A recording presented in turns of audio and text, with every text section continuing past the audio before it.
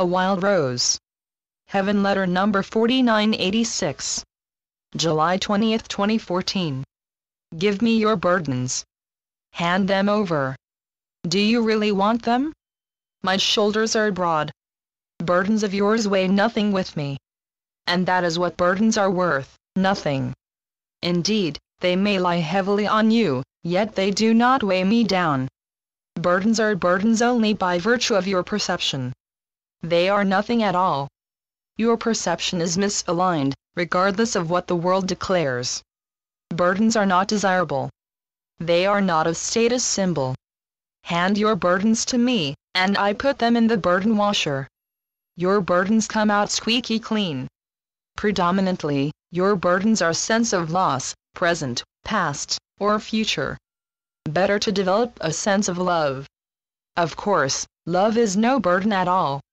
The sense of love I speak of is a neutral kind of love, one that witnesses yet doesn't absorb, a kind of love that sails across the seas and climbs the mountains and asks for no captives, makes no demands. Burdens are self-imposed, and make many demands. They demand free passage from you. They demand virtue. They demand virtuous suffering from you. Burdens burden and oppress you, and you think the sense of burden is justified no matter what. It is enough, for instance, as you perceive it, that a loved one was taken from you, and you feel the empty space. Burden tries to fill the emptiness with more emptiness by squeezing pain for all it is worth. Burden gets you to your knees, and so you surrender to oppression.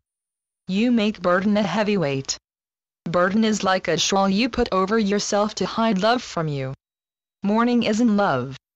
Mourning is too much butter slathered on love. Love frees. Burden clings. Remove burden. See through burden. Burden is not a good guy. No longer superimpose loss upon yourself.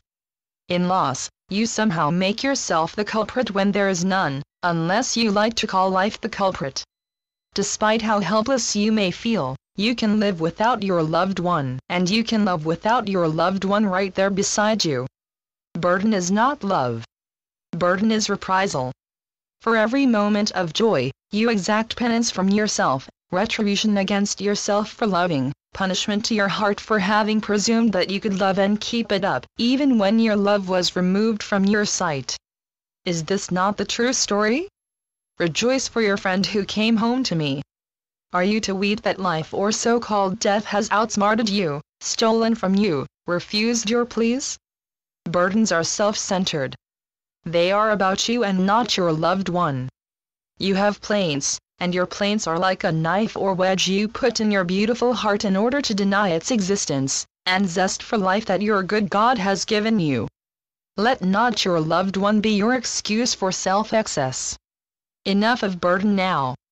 Let your loved one be a mantle of open-heartedness and renewal. No time out from love and embracing the world. You are far more than an icon of love. You are love.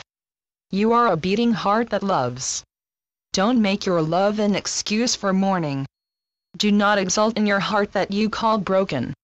You are not a horse to be broken into submission. Allow your heart to be a wild rose that keeps climbing to the sun and making it to the sun. A wild rose does not suffer. A wild rose reaches the heights and keeps climbing and furthering love. Love is not to tie you down. It is to uplift you. True love is not to be beseeched. It is to be beloved. Channeled by Gloria Wendroff. heavenletters.org